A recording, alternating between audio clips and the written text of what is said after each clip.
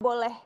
Apakah benar ada anak muda di politics? Karena saya mau tambahkan aja ya.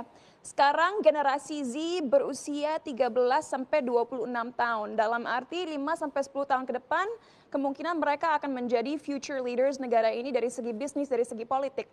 Tapi aku rasa hal-hal yang membuat mereka tertarik tidak ditonjolkan dalam sistem politik yang ada sekarang. Saya pernah bekerja dengan suatu departemen, saya tidak mau katakan apa. Saya sempat memberikan masukan, oke, kayaknya kalau Anda ingin anak muda lebih mendengar Anda, video yang kalian buat harus seperti ini deh.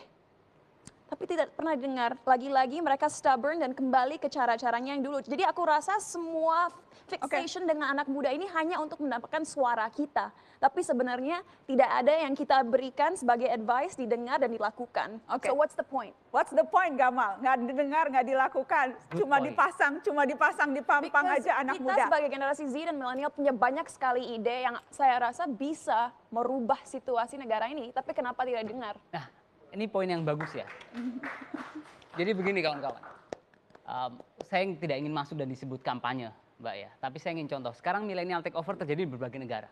Jadi sekarang di berbagai negara dunia, banyak sekali pemimpin ya dan anggota legislatif yang berusia muda. Contoh, kita tahu Mary Black ya, di Inggris dengan usia 19 tahun. Di Uganda ya, seorang anggota dewan berusia 18 tahun, bayangkan namanya Proskovia.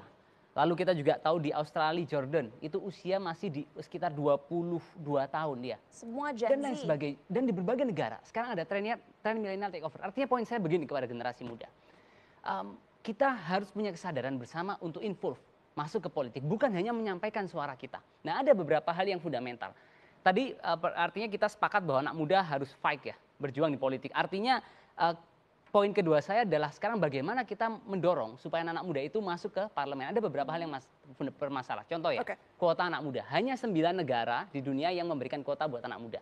Saya pikir itu bisa didorong. Bagaimana di DPR misalkan ada kuota selain perempuan ya, anak muda. Lalu kedua, rekomendasi Interparliamentary Union. Itu menyarankan usia di bawah 30 tahun itu minimal 15%. Dan lain sebagainya. Jadi saya pikir ada upaya-upaya secara regulasi yang bisa kita dorong untuk memberikan ruang lebih anak muda. Bukan hanya menyampaikan aspirasinya, tapi dia mewakili aspirasinya dan berjuang untuk idealisme dan ide dan gagasan. Bagaimana Valdo? Saya tidak percaya politisi muda. Anda Kan begini ya, saya tidak mau melihat bahwa anak muda itu jadi makin didiskriminasi dengan istilah itu. Jujur aja, saya ngerasain kok jadi politisi masuk di usia 27, sekarang